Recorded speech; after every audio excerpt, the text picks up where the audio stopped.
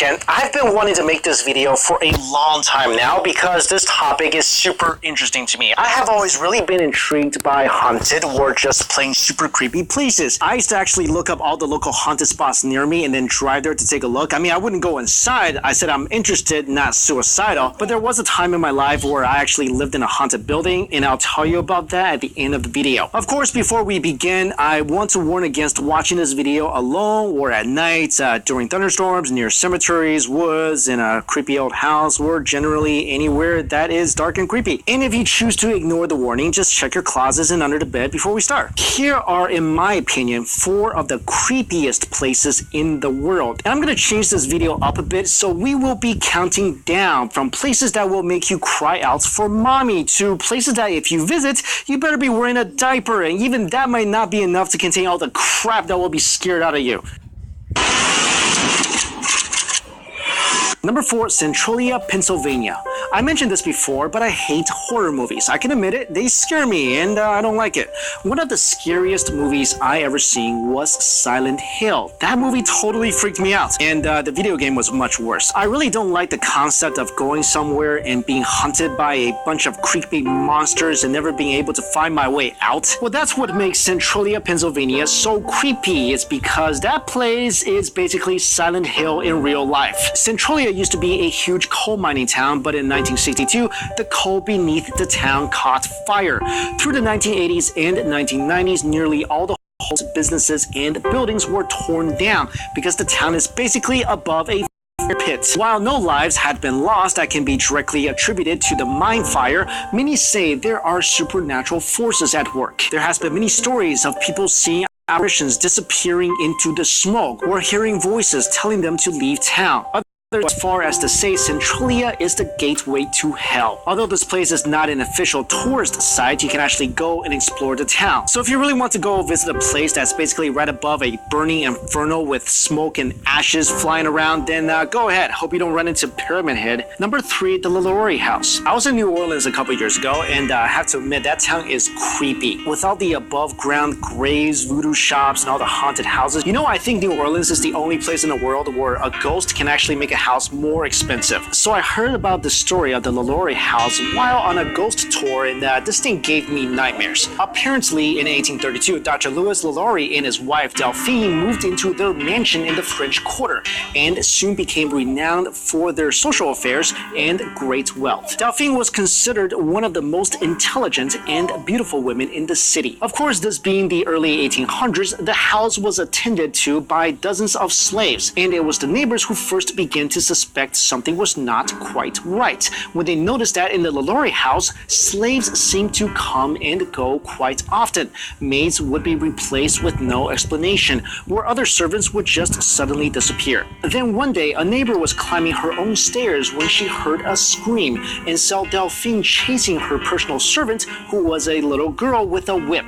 She pursued the girl onto the roof of the house, and then the little girl just jumped to her death. So basically, this girl would rather die than be caught by this woman. Then finally, everything was exposed in April of 1834 when a fire broke out in the kitchen. Legend has it that the fire was set by the cook, who could no longer endure more of the madam's torture. After the blaze was put out, the firefighters discovered a horrific sight behind a secret barred door in the attic.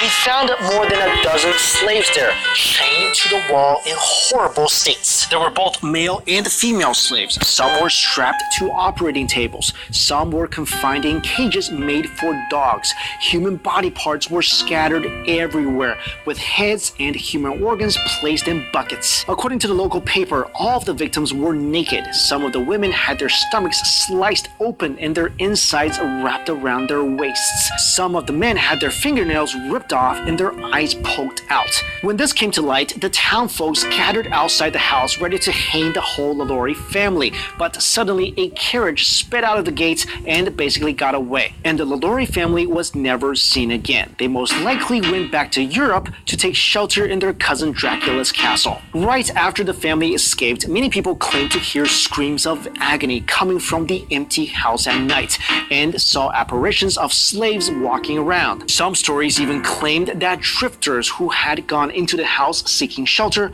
were never heard from again. What's crazy is that today Currently, the house has been renovated and restored and serves as luxury apartments. What other city do you know of that can turn a haunted building where dozens were brutally murdered by the evil versions of the Addams family into luxury apartments? I mean, seriously, luxury apartments is covered with dolls, and not Barbies or Cabbage Patch Kids. We're talking about super creepy looking, mostly mutilated dolls with eyes that seem to follow you everywhere. I mean, take a look at these things, and this is in daylight. Can you imagine getting up in the middle of the night, hear boys go outside and look around and see this? And as we continue to peel the layers of this creepy onion, it just keeps getting more and more horrifying. The reason why all these mutilated descendants of Chucky are here is because around 50 years ago, Julian Santana, who was the only person living on this island, found the body of a drowned child in the canal. He was haunted by her death, so when he saw a doll float by in the canal soon after, he hunted in a tree to please the girl. He hoped to appease her tortured soul and protect the island from further evil. Okay, get this straight.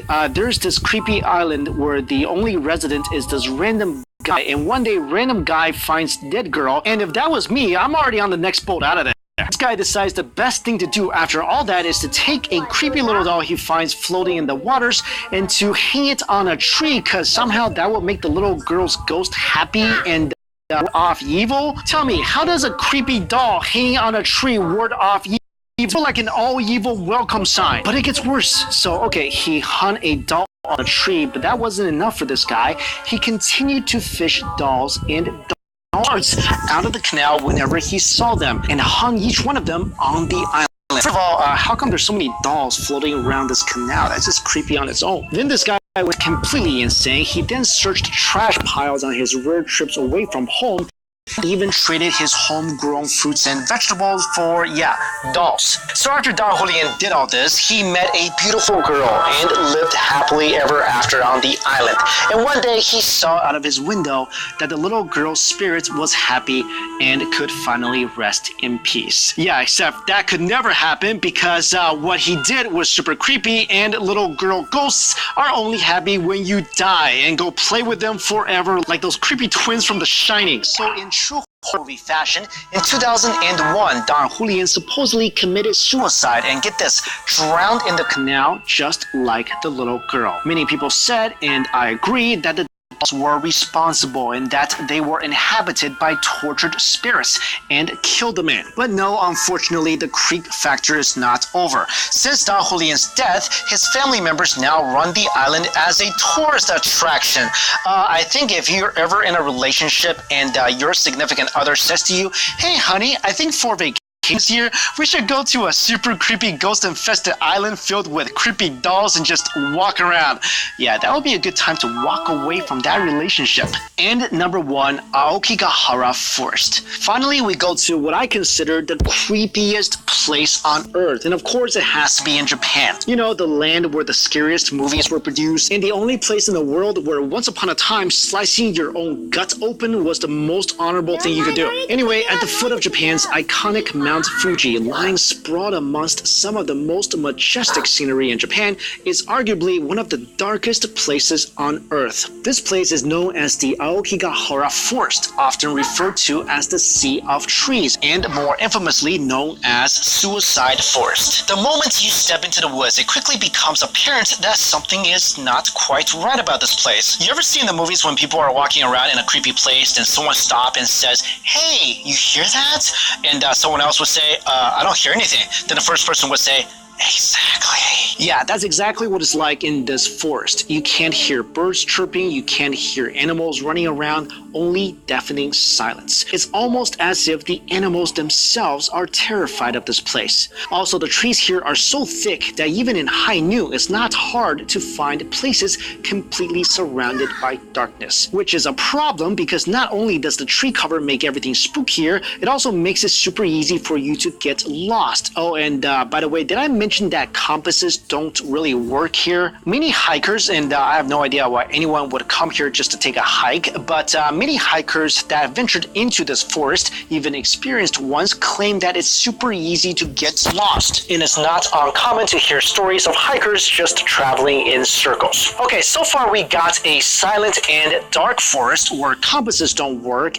It's super easy to get lost, and not even animals dare to live here. I mean, that's already enough to make most people not want to come anywhere near this place, but that's just a tiny bit of icing on this nightmare-inducing Japanese horror cake. The reason why Aokigahara is called Suicide Forest is because more than 500 people have taken their own lives in this place since the 1950s, and the numbers are only going up.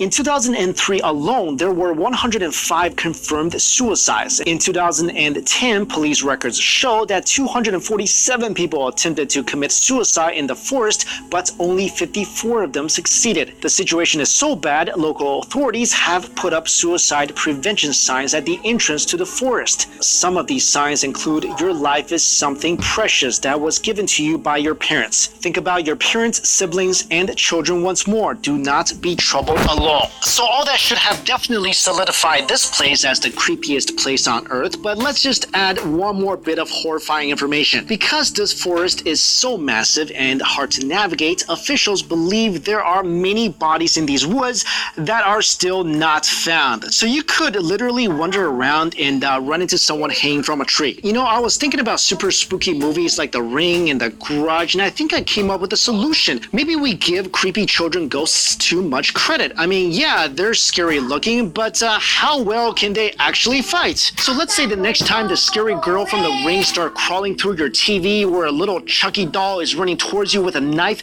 instead of freaking out and trying to run away, go right up to them and just give them a nice kick. I honestly think we have to start fighting back, people. I bet if we all fought back, there would be a whole lot less hauntings in the world. Anyway, as I mentioned in the beginning of the video, I did stay for a long period of time in a place that was haunted. The college that I went to, Truman State University in Missouri, had 3 dormitories that were haunted. I lived in 2 of them. One of these